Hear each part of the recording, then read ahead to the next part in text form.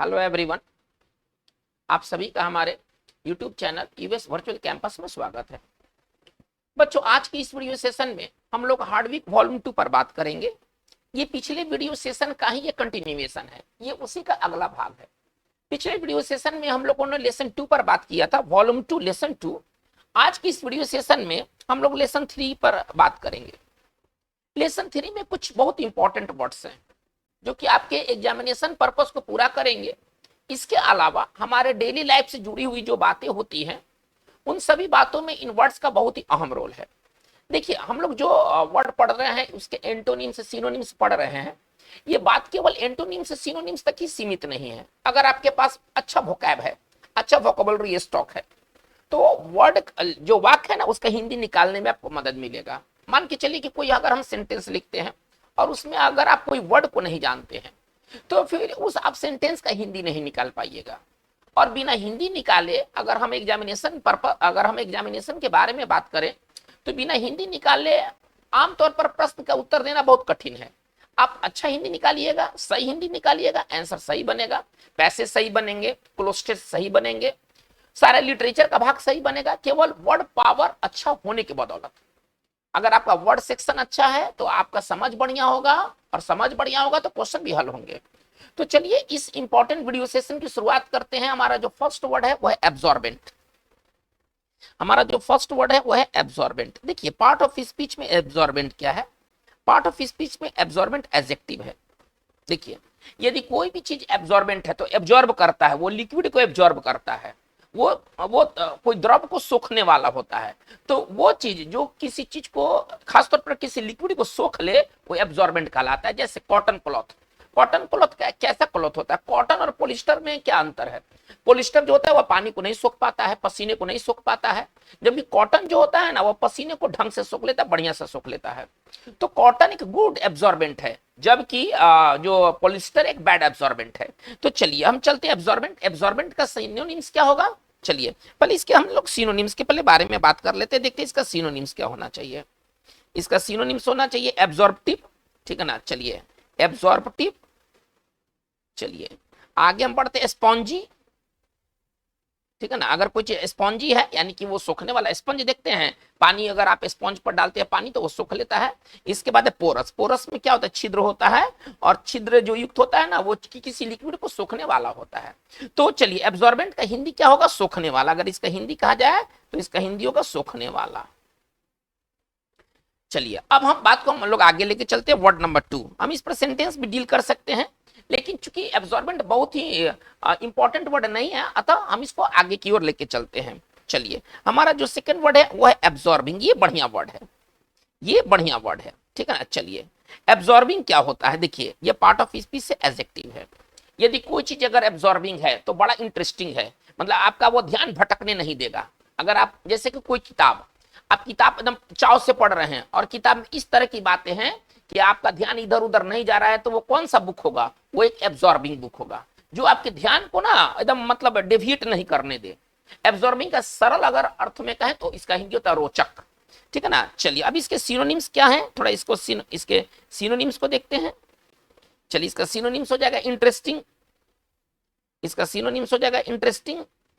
चलिए और क्या बढ़िया सिनोनिम्स है? फैसिनेटिंग। यदि कोई चीज एब्जॉर्बिंग है तो फैसिनेटिंग है। इनग्रॉसिंग, ठीक है ना। ये सबका मतलब है रोचक, जो आपके है ना, जो आपके एकदम मतलब इंटरेस्ट को एकदम होल्ड करके रखता है, ठीक है। चलिए अब इसके एंटोनिम्स क्या हो जाएंगे? जो रोचक ना हो वो बोरिंग होगा, वो अनइंटरेस्टिंग होगा। चलिए तो इसका एंटो क्या हो जाएगा? बोरिंग और अनइंटरेस्टिंग, और हो जाएगा अनइंटरेस्टिंग, ठीक है ना। और इसको सरल भाषा में कहें तो उबाऊ, सरल भाषा में कहें तो उबाऊ। तो चलिए अभी हम लोगों ने क्या सीखा? एब्जॉर्बिंग का हिंदी क्या निकल कर आएगा? एब्जॉर्बिंग का हिंदी निकल कर आएगा, अगर सिंपल सरल शब्दों में बोले तो रोचक। जैसे कि अगर कहना है कि एक रोचक किताब कहना है, रोचक कहानी कहना है, ठीक है ना। चलिए कोई चीज का रोचक विवरण है, बड़ा इंटरेस्टिंग विवरण है। चलिए अगर हम इसको लिखते हैं, देखिए अब हम लिख सकते हैं एब्जॉर्बिंग बुक। कोई किताब हो सकता है एब्जॉर्बिंग, क्या क्या पेयर इससे बनते हैं? Absorbing book.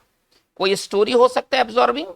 चलिए कोई अकाउंट, अकाउंट का भी मतलब किसी तरह का विवरण होता है, चलिए अकाउंट का मतलब आप विवरण समझिएगा। ये सारी चीज क्या होंगे, ये सारी चीज एब्जॉर्बिंग हो सकते हैं। कोई गेम कोई प्ले क्या होता है, एब्जॉर्बिंग होता है। जब मैं सुडोकू खेलता हूं ना तो बड़ा मन, सुडोकू एक गेम है ना, एक पजल गेम है और मुझे बड़ा अच्छा लगता है सुडोकू खेलना। मतलब जब मैं सुडोकू खेलता हूं तो मेरा दिमाग इधर उधर नहीं जाता, एकदम सुडोकू गेम पर ही रहता। हमको कहना है कि सुडोकू को मैं बड़ा रोचक पाता हूं।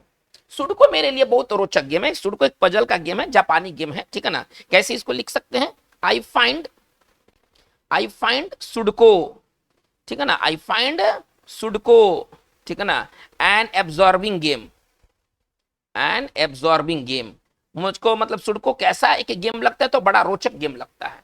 तो चलिए ये हमारा एब्जॉर्बिंग रहा। चलिए हम लोग बात को हम लोग आगे लेके चलते हैं। वर्ड नंबर थर्ड देखते हैं। वर्ड नंबर हमारा थर्ड क्या है, बहुत बढ़िया वर्ड है, अबीस। बहुत बढ़िया वर्ड है। देखिए अबीस का मतलब क्या होता है, खाई, गर्त। ज्योग्राफी में पढ़ना है ना, दो पहाड़ों के बीच आप देखते हैं कि खाई बनता है। या देखिए मतलब अबीस को कैसे समझे ना, कि एक वैसा गहराई, एक वैसा गहराई जो जिसका कोई पेंदी ना हो। वो कोई चीज गिरते जा रहा है, गिरते जा रहा है, वो रुकेगा नहीं, क्योंकि उसका कोई पेंदी नहीं है। कोई चीज नीचे कब रुकता है, ऊपर से गिरते हुए नीचे कब रुकता है, जब उसका बॉटम हो।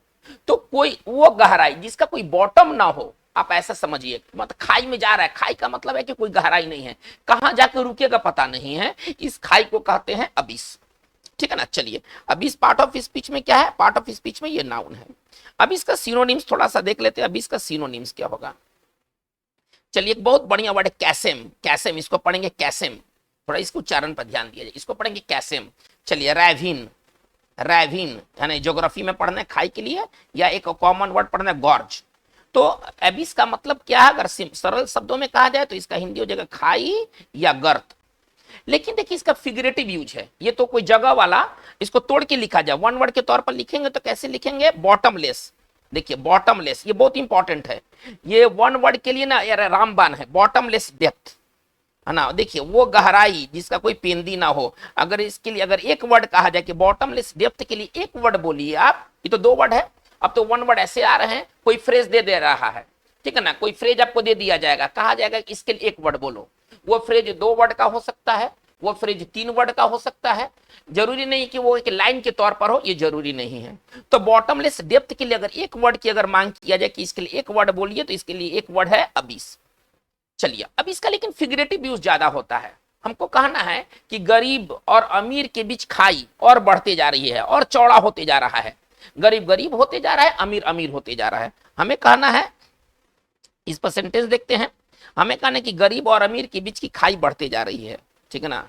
चलिए गरीब एवं अमीर के बीच की खाई, बीच की खाई बढ़ते जा रही है। देखिए ये फिगरेटिव यूज है, बढ़ते जा रही है, ठीक है ना। चलिए अब हम इसको हम ऐसे बनाना चाहते हैं कि गरीब और अमीर के बीच की खाई बढ़ते जा रही है। कैसे लिखेंगे, पहले पहले खाई बढ़ते जा रही है तो पहले कैसे लिखेंगे, अबीस, ठीक है ना। कैसे लिखेंगे, द अबीस बिटवीन, ऐसे लिखेंगे अबीस बिटवीन, चलिए the rich and the poor, the rich अमीर लोग एंड द पुअर और गरीब लोग। चलिए बढ़ते जा रही है, इज वाइडनिंग, है ना, और वो जो है ना वो चौड़ा होते जा रहा है। चलिए ये हमारा सेंटेंस कंप्लीट हो गया। तो यही अब इसका हमें इस्तेमाल पढ़ना है। हमको कहना है कि लगातार असफलता ने उसे दुख के गर्त में ढकेल दिया है, ठीक है ना। चलिए अगर हमको ऐसा कहना, निराशा के गर्त में ढकेल दिया है। चलिए हमको कहना है कि लगातार असफलता, एक के बाद एक असफलता मिल रही है, ठीक है ना। चलिए एक दूसरा सेंटेंस देखते हैं। अबिस बहुत बढ़िया वर्ड है ना, अबिस बहुत ही मतलब एक टॉप क्लास का वर्ड है। चलिए लगातार असफलताओं ने, हमको कहना है लगातार असफलताओं ने उसे, ठीक है ना। चलिए निराशा के गर्त में, निराशा के गर्त में ढकेल दिया है। चलिए हमको ऐसा कहना है कि लगातार असफलताओं ने उसे निराशा के गर्त में ढकेल दिया है। चलिए कैसे लिखेंगे, कंसेक्यूटिव मतलब लगातार, एक के बाद दूसरा। कैसे लिखेंगे, कंसेक्यूटिव फेलियर्स। चलिए हैव, है ना, pushed him, have pushed him, ये पुश्ड लगा सकते हैं, नहीं तो बढ़िया वर्ड है प्लंज का इस्तेमाल कीजिए, ठीक है ना, प्लंज इनटू। चलिए क्या चीज में ढकेल दिया है ना, निराशा के गर्त में ढकेल दिया है। चलिए पहले गर्त उठाएंगे, इनटू अबीस, और अबीस किसका होगा, निराशा का। निराशा के लिए वर्ड है डिस्पेयर, निराशा के लिए वर्ड है डिस्पेयर। चलिए हमारा सेंटेंस कंप्लीट हो गया। तो ये हमारा अबिस रहा, ये हमारा वर्ड नंबर था थर्ड। वर्ड नंबर हम लोग 4 की ओर मूव करते हैं, देखते हैं कि हमारा चौथा वर्ड कौन सा है। देखिए अले, बहुत ही अच्छा वर्ड है। अले का मतलब होता है दूर करना किसी तरह की निगेटिव फीलिंग को, है ना। अले जो है ना, ये पार्ट ऑफ स्पीच में अले वर्ब है। अले जो है ना वर्ब है, पहले इस चीज को समझ ले, अले वर्ब है। अगर आप कोई चीज को अले करते हैं, आप उसको दूर करते हैं, ठीक है ना। चलिए अब इसके सिनोनिम्स थोड़ा सा देखते हैं, इसका सिनोनिम्स क्या हो जाएगा। चलिए अब अले का सिनोनिम्स हो जाएगा इज, रिलीव। चलिए ये इसके बढ़िया सिनोनिम्स है, ठीक है ना। चलिए अगर आप कोई चीज को करते हैं तो इसके लिए एक और वर्ड हम लोग पिछले चैप्टर्स में पढ़े हुए हैं, डिस्पेल।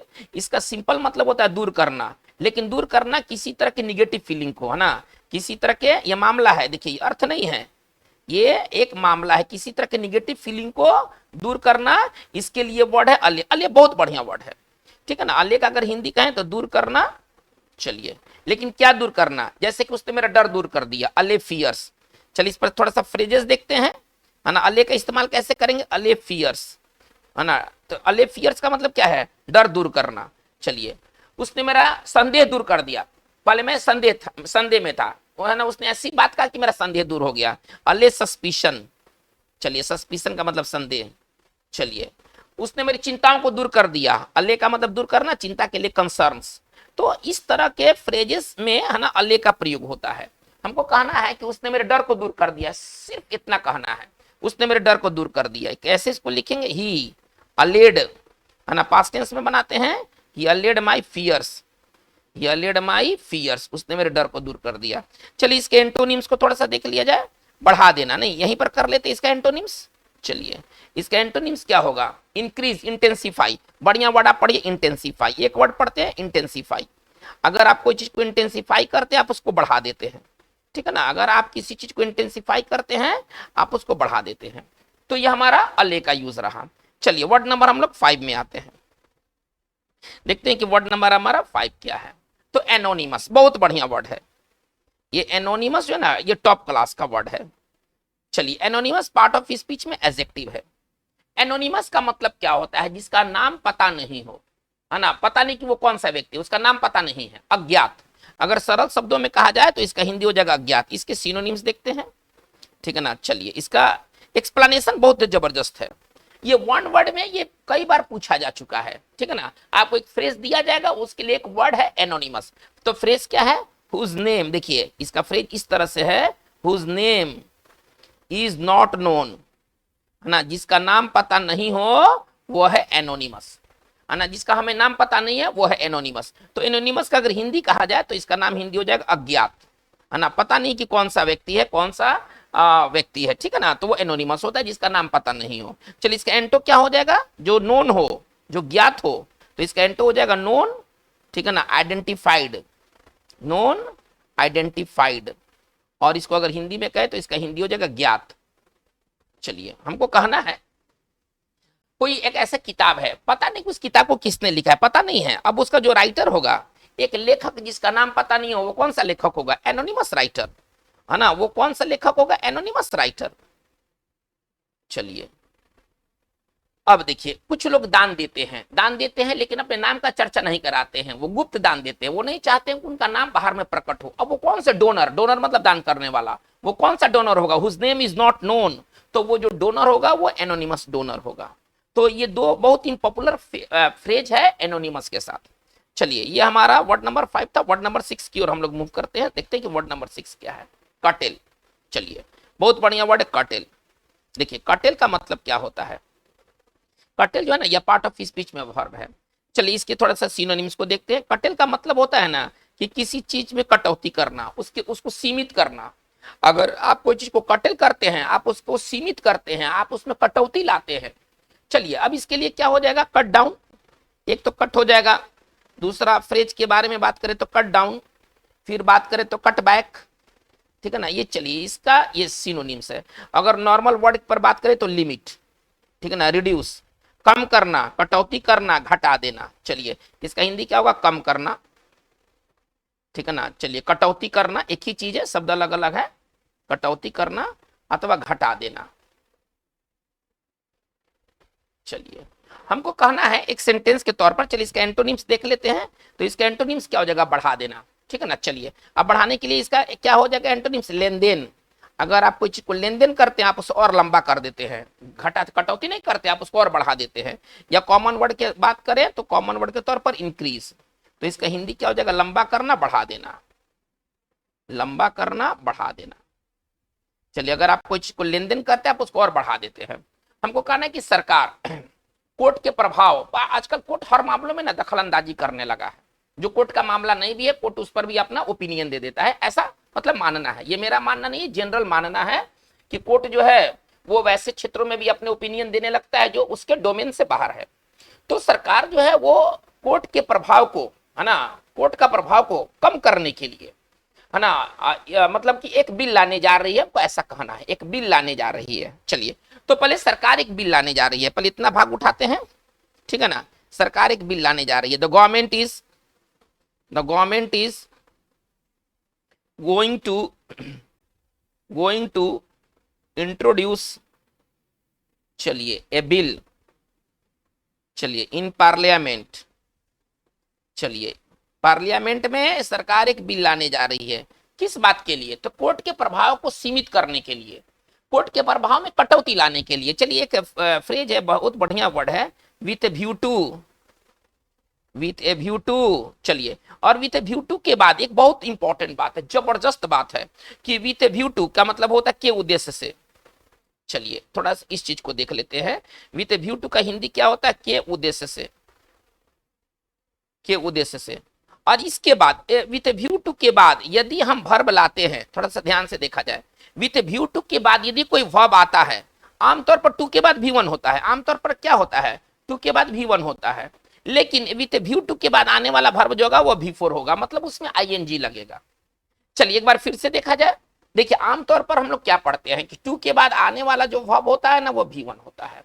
लेकिन कुछ ऐसे फ्रेज है, कुछ ऐसे वर्ड हैं जिसके बाद टू आएगा, ये फिक्स है कि टू आना ही आना है, ठीक है ना। और उसके बाद आने वाला जो वर्ब होगा ना वो V4 में रहेगा, V1 के बजाय आमतौर पर टू के बाद V1 होता है। लेकिन कुछ ऐसे टू हैं जिसके बाद आने वाला वर्ब V4 होगा, और उस एक टू है, उस एक में, है ना, वैसे टू में एक टू है विथ व्यू टू, और भी है ना। अगर आप हमसे पूछिएगा कि और कितने हैं, तो लगभग 10-12 ऐसे फ्रेजेस हैं जिसके बाद आने वाला वर्ब जो होगा वो V4 में होगा। चलिए बहुत इंपॉर्टेंट ये ग्रामेटिकल बात है। चलिए the government is going to introduce a bill in parliament with view to. चलिए अब हमको कटल का इस्तेमाल करना है, तो कटल लिखे गलत, कटल अभी तो कटल लिखेंगे तो गलत, क्योंकि क्या कहा गया है कि विथ व्यू टू के बाद आने वाला वर्ब किस रूप में होना चाहिए, V4 में। चलिए तो क्या लिखना चाहिए, कटेलिंग, कटेलिंग। चलिए क्या क्या आप कटेल करने जा रहे हैं, द इन्फ्लुएंस, प्रभाव, है ना, the influence of the court, आप कोर्ट के प्रभाव को कम करने जा रहे हैं। चलिए तो ये कटेल रहा। अगर आप कुछ को कटेल करते हैं आप उसको सीमित करते हैं। चलिए वर्ड नंबर 7 की ओर मूव करते हैं। वर्ड नंबर हमारा 7 है कंसीड। देखिए अगर आप कोई चीज को कंसीड करते हैं, आप अंत में जाकर के मान लेते हैं, शुरू में आप नहीं मानते हैं, शुरू में आप नहीं मानते हैं, आप अड़ जाते हैं, लेकिन वो सच बात है, लॉजिकल बात है, और आपको अंत में मानना पड़ता है। मतलब स्वीकार कर लेना, मान लेना। अगर कंसीड के बारे में कहा जाए तो स्वीकार कर लेना, मान लेना, लेकिन अंतिम में जाकर के, ठीक है। चलिए सिनोनिम्स देखते हैं, इसका सिनोनिम्स क्या हो जाएगा। चलिए इसका सिनोनिम्स हो जाएगा एक्नॉलेज, इसका सिनोनिम्स हो जाएगा एक्नॉलेज, स्वीकार कर लेना, मान लेना। चलिए एक्सेप्ट, चलिए देखते हैं, कंसीड का बहुत बढ़िया ये वर्ड है कंसीड, ठीक है ना। चलिए और क्या कह सकते हैं, एग्री, एग्री, स्वीकार कर लेना, मान लेना, स्वीकार करना या मान लेना अंतिम में जाकर के, है ना। और कोई सच बात को मान लेते हैं, पहले तो आप अड़ जाते हैं कि नहीं मानेंगे, लेकिन बाद में मान लेते हैं। चलिए इसके एंटोनिम्स क्या हो जाएगा, डिनाई, इसका एंटोनिम्स हो जाएगा डिनाई, अस्वीकार करना, इसका एंटो होगा डिनाई, अस्वीकार करना। तो यही चीज, यही हिंदी यहां भी होना चाहिए, स्वीकार कर लेना, मान लेना। पटेल का हिंदी होता है स्वीकार करना, मान लेना। चलिए अब हम लोग इस पर सेंटेंस, एक छोटा सा सेंटेंस देखते हैं। हमको कहना है कि सरकार ने, है ना, मतलब हड़ताल करने, स्ट्राइकर्स जो थे उनके मांगों को मान लिया, है ना, उनके मांगों को मान लिया। चलिए कैसे लिखेंगे इसको, द गवर्नमेंट कंसीडर्ड, ठीक है ना। चलिए हम कैसे लिखेंगे इसको, the government considered all the demands, the government considered all the demands of strikers यानी कि जो हड़ताल करने वाले थे उनके सारी बातों को सरकार ने मान लिया। तो ये कंसीडर रहा। अगर आप कोई चीज को कंसीडर करते हैं, आप उसको मान लेते हैं, स्वीकार कर लेते हैं।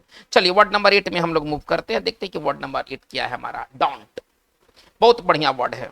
डोंट है ना, बहुत काम का वर्ड है। देखिए डोंट का मतलब क्या होता है, डरा देना, है ना। अगर आप किसी को डोंट करते हैं, आप उसको फ्राइटन कर देते हैं, डरा देते हैं, हतोत्साहित कर देते हैं, ठीक है ना। चलिए अब इसके सिनोनिम्स को देखते हैं। इसका जो सिनोनिम्स होगा क्या हो जाएगा, डिस्करेज, है ना। बढ़िया सिनोनिम्स देखते हैं। डिस्करेज, ये ओ है, ठीक है ना। Discourage, disheartened, discourage, disheartened. चलिए टेरिफाइड, ठीक है ना। टेरिफाई, भयभीत करना, डरा देना, हतोत्साहित करना। चलिए इसका हिंदी अगर हम बात करें तो हिंदी क्या होगा, डरा देना, हतोत्साहित करना, हतोत्साहित करना। चलिए अब इसका एंटो क्या हो जाएगा, मनोबल बढ़ाना। इसका एंटो क्या हो जाएगा, इनकरेज, ठीक है ना। इसका एंटो जो हो जाएगा वो हो जाएगा इनकरेज। अगर आप किसी को इनकरेज करते हैं, आप उसको प्रोत्साहित करते हैं, आप उसको प्रोत्साहित करते हैं। चलिए ये डोंट है। अगर आप किसी को डोंट करते हैं, आप उसको डरा देते हैं। चलिए इसी से एक वर्ड बना है डॉन्टिंग। चलिए एक और भी इसी से वर्ड ले लेते हैं, डॉन्टिंग। देखिए डॉन्टिंग का मतलब क्या होता है, डिस्करेजिंग, है ना, हतोत्साहजनक, जो किसी को डरा दे। इसी से एक वर्ड डिराइव हुआ है एडजेक्टिव के तौर पर, डॉन्टिंग।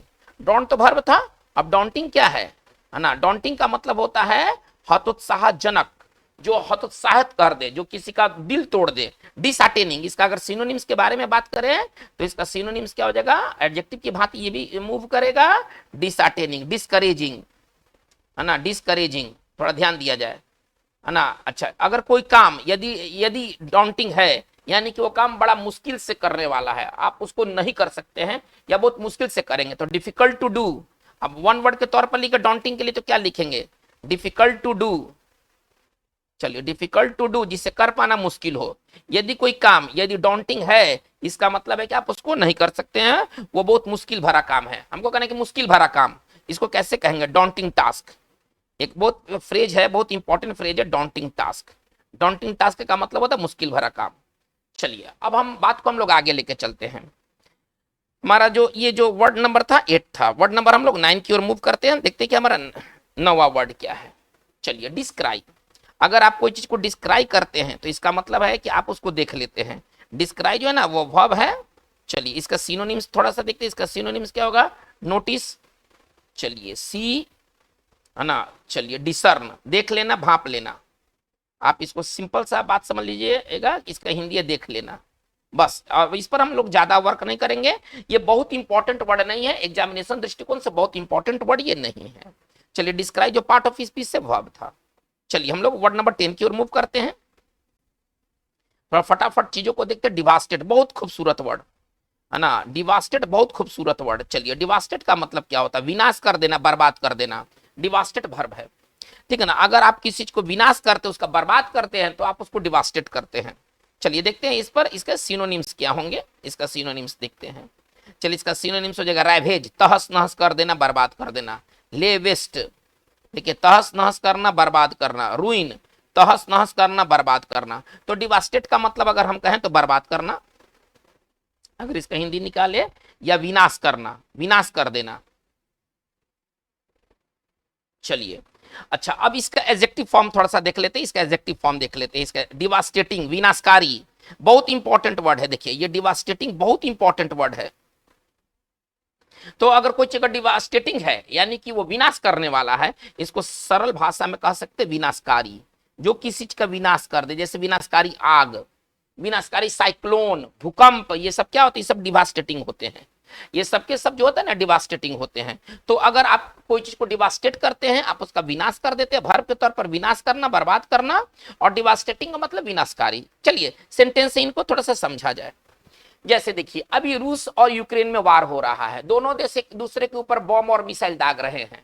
यूक्रेन के काफी शहरों को और शहर के काफी बिल्डिंग्स को क्या कर दिया गया, डिवास्टेट कर दिया गया है। हमको लिखना है कि रूस के हेवी बमबारी ने है ना, यूक्रेन के कई शहरों को तबाह कर दिया, बर्बाद कर दिया। हमको ऐसे लिखना है। चलिए कैसे लिखेंगे? हेवी बॉम्बिंग, हेवी बॉम्बिंग मतलब भारी बमबारी, हेवी बॉम्बिंग बाय रसा, बाय रसा has devastated, has devastated many, है ना, many area of, many areas of Ukraine. इसका हिंदी क्या निकलेगा? देखिए तो इसका हिंदी बहुत सरल है कि रसिया द्वारा जो हेवी बमबारी किया गया है, ठीक है ना, इसने यूक्रेन के कई क्षेत्रों को क्या कर दिया? पूरी तरह से बर्बाद कर दिया है, पूरी तरह से बर्बाद कर दिया है। चलिए अब इसी तरह से डिवास्टेटिंग से हमें एक सेंटेंस बनाना है। डिवास्टेटिंग का मतलब क्या होता है? विनाशकारी। चलिए हम कैसे लिख सकते हैं? देखिए तो हमको कहना है कि एक विनाशकारी साइक्लोन ने, ठीक है ना, अब साइक्लोन भारत में कहां कहां होते हैं? जो तटीय क्षेत्र जैसे उड़ीसा, तमिलनाडु, आंध्र प्रदेश, इसमें ना साइक्लोन अक्सर आते रहते हैं। हमको कहना है कि विनाशकारी साइक्लोन ने उड़ीसा को ना पूरी तरह से बर्बाद कर दिया है, ठीक है ना, तांडव मचाया है, उड़ीसा में कहर बरपाया है। हमको कैसे लिखना है? चलिए डिवास्टेटिंग साइक्लोन, डिवास्टेटिंग साइक्लोन, चलिए हैज रेक्ड हैवोक, एक बहुत बढ़िया, एक बहुत खूबसूरत वर्ड है रेक्ड हैवोक, मतलब कहर बरपाना, ठीक है ना। चलिए ऑन उड़ीसा, इसका हिंदी क्या निकलेगा? इसका हिंदी ये निकलेगा कि एक विनाशकारी साइक्लोन ने, मतलब बहुत प्रचंड साइक्लोन ने उड़ीसा में भारी कहर बरपाया है। चलिए रेक हैवोक मतलब होता है कहर बरपाना। चलिए ये वर्ड नंबर हमारा जो था, ये वर्ड नंबर 10 था। वर्ड नंबर 11 की ओर हम लोग आते हैं, देखते हैं डायलेट। वर्ड नंबर 11 हमारा है डायलेट। देखिए डायलेट का मतलब क्या होता है? देखिए यदि कोई चीज डायलेट होता है तो उसमें प्रसार होता है, फैलता है। वो पार्ट ऑफ बॉडी के लिए इसका इस्तेमाल करते हैं, ठीक है ना, इसका इस्तेमाल जो होता है ना पार्ट्स ऑफ बॉडी के लिए होता है। चलिए अब हमको ये इसका डायलेट का या पहले सिनोनिम्स थोड़ा सा देख लेते हैं। तो डायलेट का जो सिनोनिम्स होगा वो इनलार्ज होगा, डायलेट का जो सिनोनिम्स होगा वो इनलार्ज होगा। इसका सिनोनिम्स देखते हैं। इसका सिनोनिम्स होगा इनलार्ज, बड़ा होना, है ना, चौड़ा होना, फैल जाना, ठीक है ना। अगर कोई चीज अगर डायलेट होता है तो उसमें प्रसार होता है, ठीक है ना। चलिए तो इसको आप एक्सपेंड भी आप एक लिख सकते हैं। चलिए फैलना, चलिए चौड़ा होना, आप इसको ऐसे भी समझ सकते हैं। देखिए लेकिन इसका ना लिटरेरी फिगरेटिव इसका यूज जबरदस्त होता है। हमारा देखिए हमारा पार्ट्स ऑफ बॉडी क्या होता है ना, इसमें डायलेशन होता है। जैसे देखिए जब आप प्रकाश से, जब आप अंधकार में आते हैं तो हमारा क्या होता है, आंख के अंदर का भाग जो होता है ना पहले सिकुड़ जाता है, और जैसे ही हम अंधकार में आते हैं तो ये फैलता है, और जितना फैलने में समय लेता है ना उतना देर तक हमें दिखाई नहीं देता है। तो हमारे आंखों के अंदर में क्या होता है, डायलेशन होता है। पहले तो कॉन्ट्रैक्ट हो गया है, पहले तो सिकुड़ गया है, प्रकाश में हम गए तो सिकुड़ गया, लेकिन प्रकाश से जो अंधकार में आया तो ये क्या, फैलने में थोड़ा सा वक्त लगता है। अब ये जितना देर में ये डायलेशन इसमें होगा उतना देर हमें कुछ दिखाई नहीं देगा। चलिए तो डायलेट का मतलब होता है चौड़ा होना, लेकिन इसका फिगरेटिव यूज बहुत ज्यादा होता है। जैसे कि देखिए अगर हमको कहना है कि पहले इसका एंटो कर लेते हैं। इसका एंटो क्या होगा, सिकुड़ना, कॉन्ट्रैक्ट। इसका एंटो जो होगा कॉन्ट्रैक्ट, और कॉन्ट्रैक्ट का मतलब होता है सिकुड़ना। चलिए इस पर एक सेंटेंस देखा जाए। हमको कहना है कि गर्व से, है ना, मेरा छाती चौड़ा हो गया। अब देखिए अब छाती का चौड़ा होना ये कॉन्सेप्ट वाली बातें हैं, ऐसे छाती फुलाने वाली बात नहीं है ना। गर्व से, है ना, सीना चौड़ा हो गया, हमको ऐसे कहना है, ठीक है ना। गर्व से हमको ऐसा कहना है कि गर्व से, ठीक है ना, गर्व से मेरा सीना चौड़ा हो गया। चलिए थोड़ा सा इस चीज को पहले देखा जाए। पहले मेरा सीना चौड़ा हो गया, पहले हम कैसे लिखेंगे, माई चेस्ट, माई चेस्ट। चलिए पास्ट टेंस है, हो गया, पास्ट टेंस है। चलिए तो V2 इस्तेमाल करेंगे, डायलेटेड, है ना। चलिए कैसे, तो गर्व से ना, विथ प्राइड। चलिए ये हमारा सेंटेंस हो गया। अच्छा हमको कहना है एकदम आंखें फाड़ फाड़ के देख रहा है, फाड़ा मतलब आंख को चौड़ाई बढ़ा लिया है ना, आंख ऐसे दम करके देख रहा है, आंखें फाड़ के देख रहा है, तो कौन सा आई होगा, डायलेटेड आई होगा, है ना। वो आंखें जो कि फाड़ के देखा जाए वो कौन सा आई होगा, वो डायलेटेड आई होगा। डायलेटेड आई का मतलब होता है ना कि आंख चौड़ा करके कोई व्यक्ति जब किसी को देखता है तो उसका आई कौन सा आई होता है, डायलेटेड आई होता है। चलिए हम लोग बात को आगे बढ़ाते हैं। वर्ड नंबर 12, अब हम लोग वर्ड नंबर 12 में है, डाइसेंशन। चलिए वर्ड है डाइसेंशन, बहुत बढ़िया वर्ड है, ये सारे बहुत बढ़िया वर्ड है। चलिए डाइसेंशन स्पेलिंग के लिए भी बहुत इंपॉर्टेंट है। देखिए डाइसेंशन के बारे में हमें कैसे पढ़ाई करना है, डाइसेंशन के बारे में हमें पढ़ाई करने की पहले डबल एस और तब जाके सिंगल एस। मिस स्पेल्ट में अक्सर दे देगा पहले सिंगल एस और तब जाके डबल एस, जबकि होना चाहिए क्या, पहले डबल एस और तब जाके सिंगल एस। चलिए डाइसेंशन का मतलब क्या होता है? मतभेद, डिसएग्रीमेंट, है ना, फ्रिक्शन। चलिए इसका सिनोनिम्स थोड़ा सा देखा जाए। डिसएग्रीमेंट, डिसएग्रीमेंट या फ्रिक्शन, ठीक है ना। और इसका अगर सिंपल अगर हिंदी कहा जाए तो इसका सिंपल हिंदी होगा मतभेद। बस जो लोगों में या लोगों के समूहों में जो मतभेद होता है उसके लिए बड़े डाइसेंशन। अब इसका एंटो क्या हो जाएगा? इसका एंटो हो जाएगा एग्रीमेंट, सहमति। इसका एंटो हो जाएगा एग्रीमेंट, सहमति। चलिए अब इस पर एक सेंटेंस बनाना है कि कोई घटना घटा और ये पुलिस डिपार्टमेंट में ही ना मतभेद पैदा कर दिया। मतलब कि पुलिस का जो एक भाग है वो कुछ और सोचता है और पुलिस डिपार्टमेंट का दूसरा भाग जो है वो कुछ और सोचता है। हमको कहना है कि इस घटना ने पुलिस विभाग में मतभेद पैदा कर दिया। हमको बस ऐसे लिखना है। कोई घटना है, उस घटना के लिए हम कह रहे हैं इस घटना ने पुलिस विभाग में सॉरी, इस घटना ने पुलिस विभाग में मतभेद पैदा कर दिया, मतभेद पैदा कर दिया। हमको ऐसे लिखना है, किसी घटना के बारे में कहना है कि इस घटना ने पुलिस विभाग में मतभेद पैदा कर दिया। चलिए बनाते हैं इसको। कैसे लिखेंगे? दिस इंसिडेंट, अगर हमको लिखना है तो कैसे लिखेंगे? दिस इंसिडेंट हैज कॉज्ड, पैदा करने के लिए कॉज्ड। चलिए डाइसेंशन, डाइसेंशन। चलिए कहां पर? इन पुलिस डिपार्टमेंट, इन पुलिस डिपार्टमेंट, इन पुलिस डिपार्टमेंट। तो डाइसेंशन नाउन है, डाइसेंशन का अर्थ है मतभेद। चलिए वर्ड नंबर हम लोग 13 की ओर मूव करते हैं। ये सारा वर्ड्स बहुत इंपॉर्टेंट वर्ड्स है।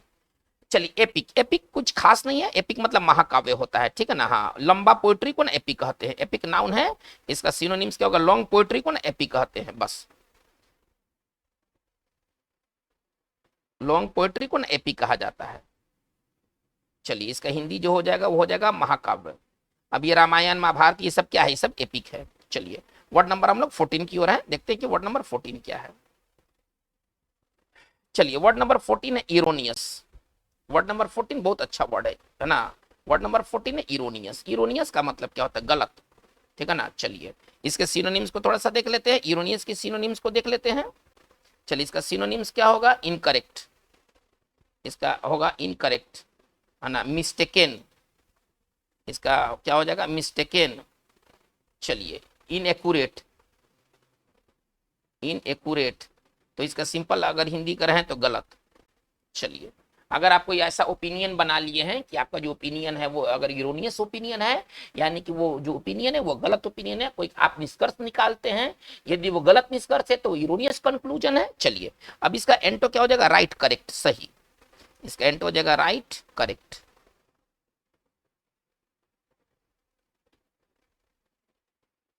चलिए हमको कहना है कि ऐसा कहना गलत है कि बिहारी आलसी होते हैं, ठीक है ना। हमको इस बात को कहने कि ऐसा कहना गलत है कि बिहारी आलसी होते हैं।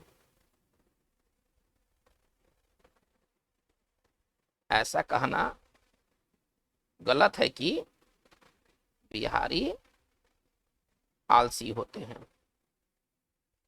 चलिए इसको थोड़ा सा हमें डील करना है। कैसा इसको लिखेंगे?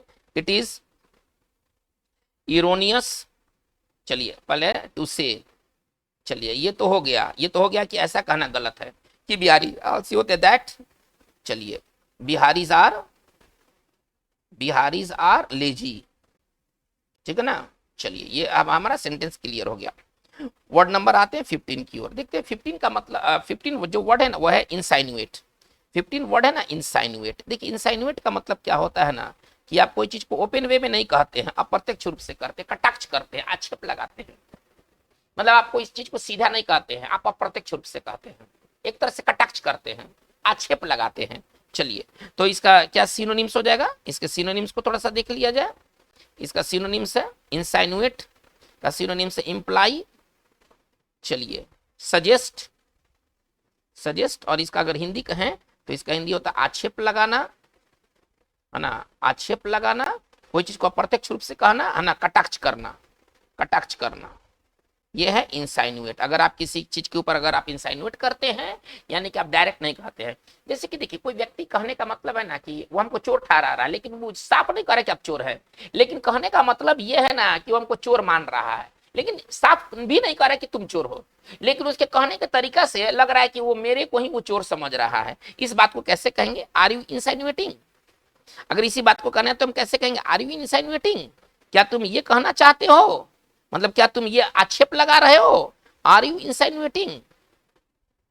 चलिए, आई एम ए थीफ, है ना। Are you insinuating, I am a thief, मतलब क्या तुम ये कहना चाहते हो कि मैं चोर हूं? मतलब एक व्यक्ति कटाक्ष के तौर पर कहता है कि तुम चोर हो, सीधे नहीं कहता है, तो ये इसके लिए वर्ड इंसाइनुएट है। चलिए वर्ड नंबर आते हैं 16 की ओर। बहुत इंपॉर्टेंट ये सारे वर्ड्स हैं। चलिए 16 वर्ड हमारा है पेंसिव। देखिए पेंसिव का मतलब क्या होता है? अगर आप किसी मामले को लेकर के पेंसिव है तो आप चिंतन के मुद्रा में हैं, चिंतन पूर्ण, चिंता से सोच पूर्ण, आप इसको आप ऐसे समझिए। इसका सिनोनिम्स क्या हो जाएगा? Contemplative, thoughtful. चलिए इसका सिनोनिम्स क्या हो जाएगा? थॉटफुल। इसका जो सिनोनिम्स हो जाएगा वो हो जाएगा थॉटफुल, कंटेम्पलेटिव, है ना, कंटेम्पलेटिव। और इसको कहें तो सोचपूर्ण। एक आदमी का सोचपूर्ण मुद्रा होता है, ठीक है ना, मतलब लग रहा है कि वो सोच रहा है, ठीक है ना, लग रहा है कि वो सोच रहा है। चलिए इसका हिंदी जो हो जाएगा वो हो जाएगा सोचपूर्ण, मतलब सोच में डूबा हुआ। जैसे कि सोच में डूबा हुआ एक मन होता है, वो कौन सा मन हो जाएगा? है ना, पेंसिव मूड होता है किसी व्यक्ति का ना, पेंसिव मूड होता है ना, मतलब उस मूड में व्यक्ति सोचते रहता है, ठीक है ना। चलिए ये है पेंसिव मूड। चलिए हम लोग बात को हम लोग आगे लेके चलते हैं। वर्ड है 17। चलिए 17 वर्ड हमारा क्या कहता है? रिसीड। रिसीड का मतलब होता है पीछे की ओर हटना, पीछे जाना। अगर कोई चीज रिसीड करता है तो वो पीछे जाता है, खासतौर पर पानी। पानी के लिए ये वर्ड ज्यादा इस्तेमाल होता है। सिनोनिम्स क्या हो जाएगा? रिट्रीट। इसका सिनोनिम्स हो जाएगा रिट्रीट, मूव बैक, ना, पीछे की ओर हटना, कम होना। चलिए इसका सिंपल हिंदी हो जाएगा पीछे की ओर हटना। चलिए इसका एंटो क्या हो जाएगा? इसका एंटो हो जाएगा एडवांस, अप्रोच, आगे की ओर बढ़ना। इसका एंटो क्या हो जाएगा? एडवांस, अप्रोच, आगे की ओर बढ़ना,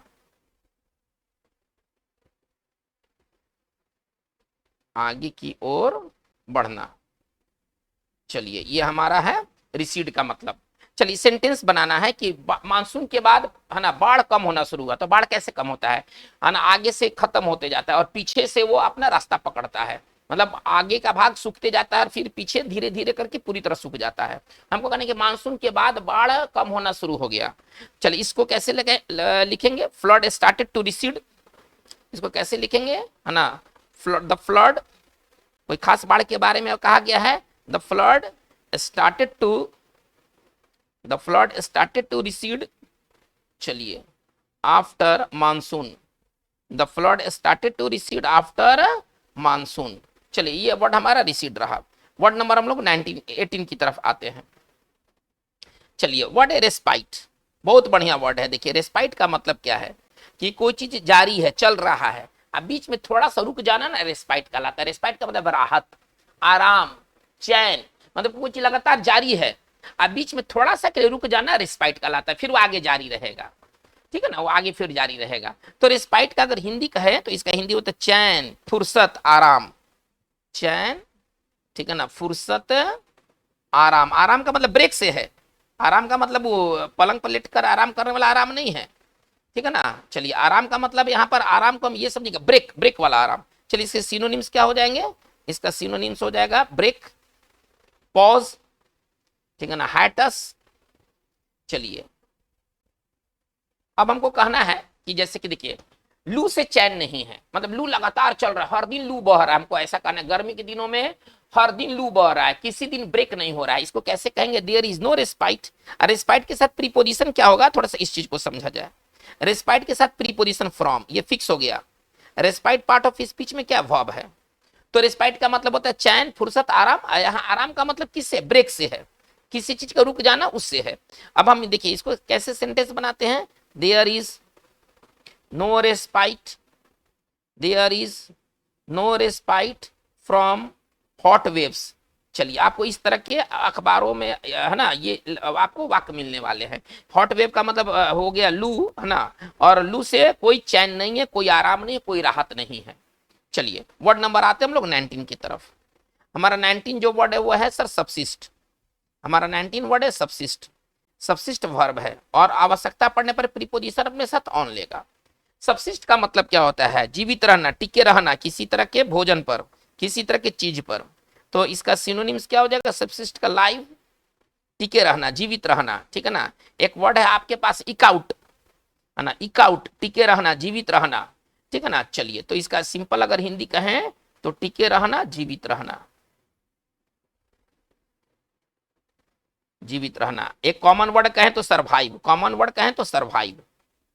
चलिए, कॉमन वर्ड कहें, सॉरी, कॉमन वर्ड कहें तो सरवाइव। चलिए, सरवाइव का भी मतलब होता है टिके रहना, जीवित रहना। चलिए, इस पर सेंटेंस थोड़ा सा देखते हैं। हमको कहना है कि तुम केवल फल पर नहीं टिक सकते हो, तुम्हें अनाज खाना ही होगा। कोई व्यक्ति के बारे में कहा गया है कि तुम केवल फल पर नहीं टिक सकते हो। ये कैसे हम लिखेंगे? You can't subsist on, you can't, टिकने के लिए वर्ड क्या लेके चल रहे हैं? सबसिस्ट, बढ़िया वर्ड है। You can't subsist on only fruit, केवल तुम फल पर नहीं टिक सकते हो, मतलब तुमको अनाज लेना ही होगा। हमको कहना है कि वो अल्प भोजन पर ही जीवित रहता है, ज्यादा नहीं खाता है, हम ना, हमको कहना है कि वो अल्प भोजन ही लेता है और उसी पर वो टिका रहता है, जीवित रहता है। कैसे लिखेंगे? ही सबसिस्ट ऑन, है ना, frugal meal, he subsist on frugal meal. चलिए, वर्ड नंबर हम लोग 20 की ओर मूव करते हैं। तो हमारा अगला वर्ड है वाग्रांट, हमारा अगला वर्ड है वाग्रांट। देखिए, वाग्रांट का मतलब क्या होता है? वाग्रांट, ये एन है, आप इसको एन पढ़ें, ठीक है ना। वाग्रांट यहाँ पर हम लोग नाउन के रूप में लेके चल रहे हैं। वाग्रांट वो होते हैं जिनका कोई घर नहीं है, सुनिए, जिनके पास कोई काम नहीं है और ये इधर उधर भटकते रहते हैं, आप भीख मांग करके खाते रहते हैं। भीख मांगा कह लीजिए, भीख मांगा का तो घर भी हो सकता है कि भीख मांग कर जाएगा फिर घर में रहेगा, लेकिन वाग्रांट वो होते हैं जिसके पास कोई काम नहीं है, कोई घर नहीं है, और वो प्लस जहां तक भीख मांग के खाएंगे और जहां उनको मिलेगा सोने के लिए सो जाएंगे, ठीक है। चलिए, अब इसके सिनोनिम्स क्या हो जाएगा? इसका सिनोनिम्स चलते हैं, इसका सिनोनिम्स देखते हैं। इसका सिनोनिम्स हो जाएगा वंडरर, भटकने वाला, वंडरर, ठीक है ना। इसका हिंदी क्या हो जाएगा? इसका हिंदी हो जाएगा भटकने वाला। चलिए, आगे चलते हैं। ट्रैम्प, ट्रैम्प भी वही होते हैं ना जो कि बिना काम के हैं और भीख मांग करके खाते हैं। और एक बढ़िया वर्ड है इटिनिरेंट, एक बढ़िया वर्ड है इटिनिरेंट। तो ये वैग्रांट का अगर सिंपल अगर हिंदी कहें तो इसका सिंपल हिंदी होगा आवारा। आवारा कौन होते हैं? जिसका ना घर है, ना काम है, घूमना है, भीख मांग कर खाना है। आवारा का जिंदगी यही होता है। तो चलिए बच्चों, आज का हमारा ये जो वीडियो सेशन में इतना बात रहा। हम लोगों ने लेसन 3 के सारे इंपॉर्टेंट वर्ड्स और जो भी वर्ड्स है हम लोगों ने देख लिया। इसमें 3-4 वर्ड को अगर आप इग्नोर कर सकते हैं तो कोई वो नुकसान आपको नहीं पहुंचाएगा, जैसे एब्जॉर्बेंट, जैसे डिस्क्राइब, है ना। इस तरह के वर्ड को आप बहुत ज्यादा केयर करने की जरूरत नहीं, लेकिन बाकी जितने शेष वर्ड्स है वो they are very very important for examination and other purposes. चलिए, तो आज की बात बस इतना ही। Thank you very much.